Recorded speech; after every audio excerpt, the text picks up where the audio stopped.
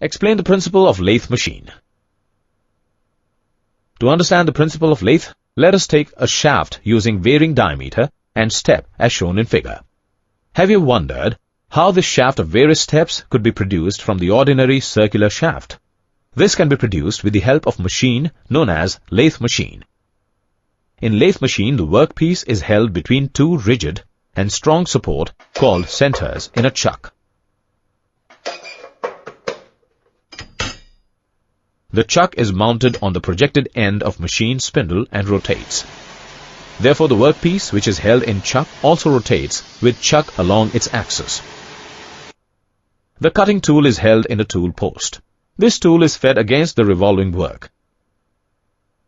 The tool is made to move either parallel or at an inclination with the axis of revolving workpiece to cut the desired material.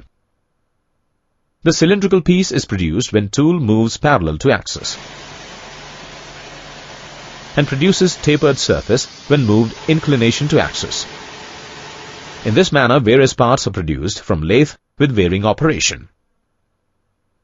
Thus, a lathe is a machine device which rotates the workpiece on its axis to execute a variety of operations with tools that are fed to the workpiece. Related terms are